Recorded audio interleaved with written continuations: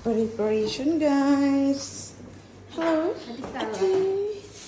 Guys, preparing for sending food. Okay, ate.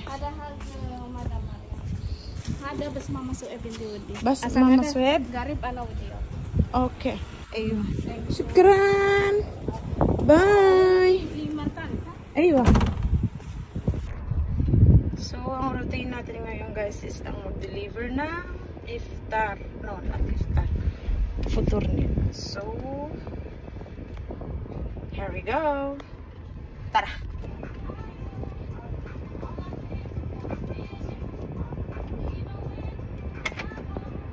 Deliver tayo, guys. Deliver ng food para sa kanilang iftar. Unang bahay ng ating pagdideliveran ng pagkain.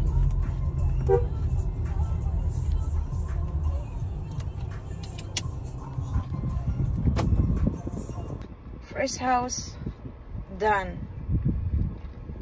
So, medyo malayo. Ay, hindi. Malapit lang naman. So, ang next natin is dun sa kapatid ni Lola. Actually, hindi pinadala sa atin lahat ng pagkain kasi baka daw malate ako kasi yung iba is yung last na paghahatirang ko ng pagkain is medyo malayo. So, kaya ang ginawa is 3 bahay lang ngayon. So, let's go to the second house. Alright. Here we go. Pangalawang bahay. Ayan. Daily routine natin, guys. Papasilip ko sa inyo yung trabaho ko. So, all around tayo dito. Bantay bata, nani, Haris, kumbaga parang gardener, etc. Right.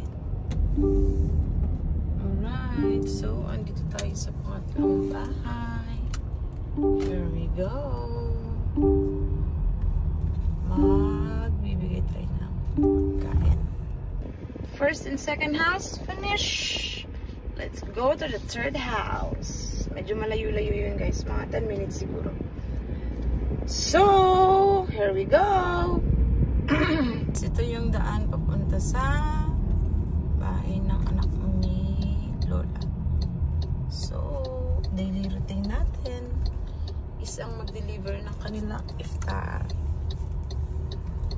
Alright, see you later. Kasi marami camera, guys. So, see you. Guys, ito yung way sa papunta sa pangatlong bahay ng ating tirahan. Ang layo, di ba? But it's okay. It's challenge. Charot. Alright, guys. Malapit na tayo. So, here we go. Ito na yung pangatlong bahay. So, nag-aantay yung isang katulog. So, here we go. Yan yung bahay, guys. Sobrang laki. OMG. So, here we go. Yan. Tayo mag-park kasi meron sasakyan. Yan, yung ihahatid natin pagkain. For watching. Eka, hini. Bye!